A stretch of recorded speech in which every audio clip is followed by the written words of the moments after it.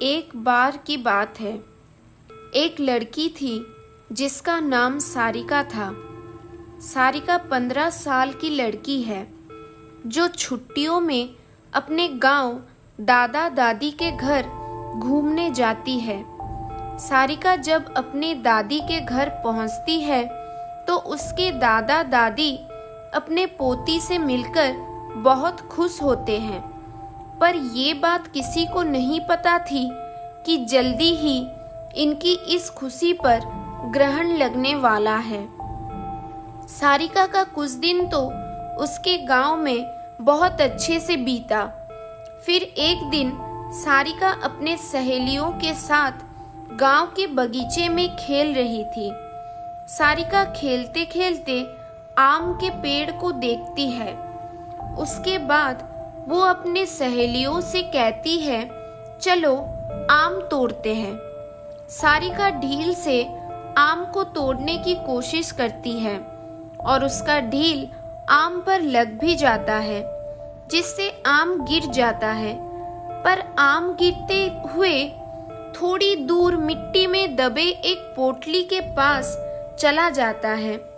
सारिका जब आम लेने वहां पहुंचती है तो उसे पोटली का थोड़ा हिस्सा दिखाई देती है। वो सोचती है कि ये क्या है। ये सोचकर वो पोटली बाहर निकाल लेती है। उस पोटली को खोलकर देखती है तो उसे उसमें कंगन मिलते हैं जो बहुत पुराने दिख रहे होते हैं। सारिका को तो पता भी नहीं था कि ये कंगन उसकी जिंदगी का सबसे भयानक हिस्सा बनने वाला है। वो कंगन उसे अपनी ओर आकर्षित कर लेता है, जिसकी वजह से वो उस कंगन को अपने घर लेकर चली आती है।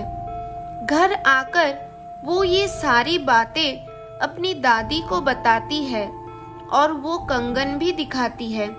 फिर दादी ने जो कहा वो सुनकर सारिका डर के मारे कांपने लगती है। दादी कहती है कि वो पोटली कोई आम पोटली नहीं थी, वो एक चुड़ैल की पोटली थी।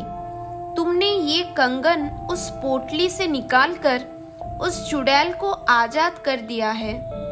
वो अब तुम्हारे पास जरूर आएगी। सारिका डरते हुए दादी से बोलती है, मैं समझी नहीं दादी, वो क्यों और कैसे आएगी?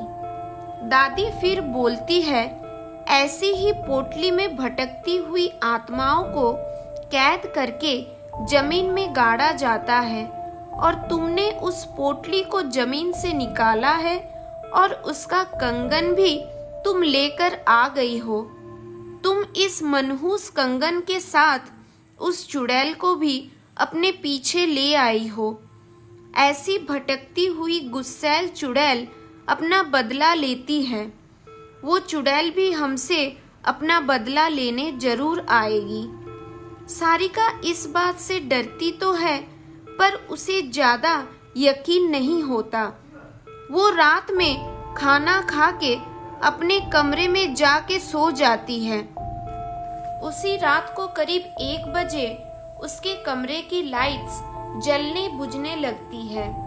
सारिका की नींद अचानक से खुलती है तो वो देखती है कि लाइट नहीं है।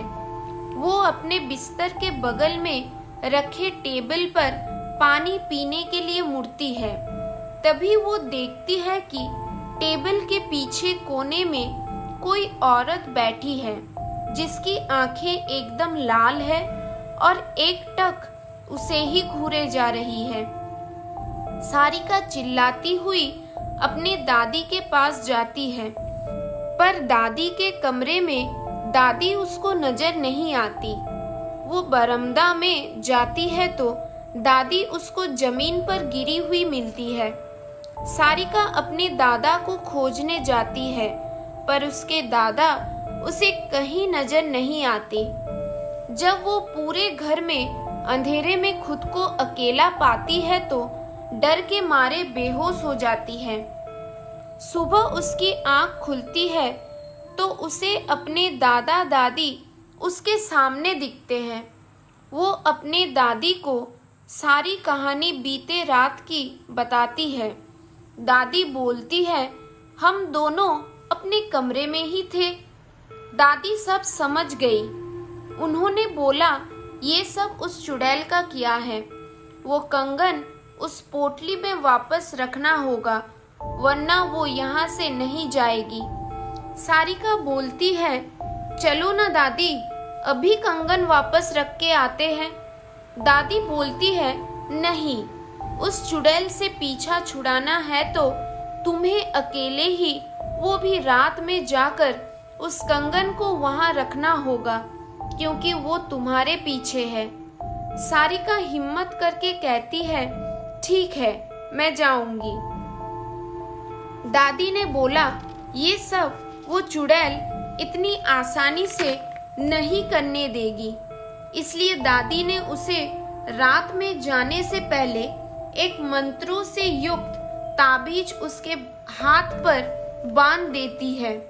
अब सारिका रात होने के बाद अकेले बगीचे की तरफ निकलती है। थोड़ी देर बाद उसे किसी के रोने की आवाज सुनाई देती है, पर दादी ने कहा था, वो चुड़ैल तुम्हें अपनी तरफ आकर्षित करेगी, तुम उसकी तरफ ध्यान मत देना, वरना वो तुझे अपने कब्जे में कर लेगी। एक बार उसने तुम्हें अपने कब्जे में कर लिया तो फिर कोई कुछ नहीं कर पाएगा, वो तुम्हें मार भी सकती है। सारिका इस बात का ध्यान रखते हुए ईयरफोन्स लगा लेती है और गाना सुनते हुए चलने लगती है। तभी कुछ दूर जाने पर उसका मोबाइल काम करना बंद कर देती है। फिर भी वो चलती रहती है और उस पोटली के पास पहुंच जाती है। तभी उसे महसूस होता है कि पीछे कोई खड़ा है और उसकी नाम लेकर बुला रही है, बिल्कुल वैसी जैसे उसकी दादी उसको बुलाती है। पर दादी ने कहा था, जो भी हो जाए पीछे मुड़कर मत देखना, तो वो नहीं देखती है, लेकिन डर की वजह से वो पसीने से लथपथ हो जाती है। फिर वो हिम्मत करते हुए उस पोटली को खोलकर उसमें कंगन रखती है और जमीन में गाड़ देती है और आंख बंद करके तेजी से भागती है और सीधे अपने घर आकर ही रुकती है। चुड़ैल से तो सारिका का पीछा छूट जाता है, पर वो इतनी डर जाती है कि अगले दिन ही वो वापस शहर अपने मम्मी पापा के पास चली जाती है। सारिका की जिंदगी का वो खौफनाक हिस्सा जिसे वो आज भी सोचने पर डर जाती है। तो दोस्तों, ये थी आज की कहानी, जो कि एक सच्ची कहानी है। आज की कहानी आपको कैसी लगी कमेंट करके ज़रूर बताना। अगर अच्छी लगी हो तो अपने दोस्तों के साथ शेयर कर देना। ऐसी ही कुछ और सच्ची कहानी सुनने के लिए हमारी चैनल को लाइक और सब्सक्राइब करना मत भूलना। और हाँ, नोटिफिकेशन बेल को ज़रूर दबाना, ताकि सारी नई वीडियो की नोटिफिकेशन सबसे पहले आपको मिल सके। तो दोस्तों, और एक नई सच्ची कहानी के साथ अगली वीडियो में मिलते हैं। तब तक के लिए अलविदा दोस्तों।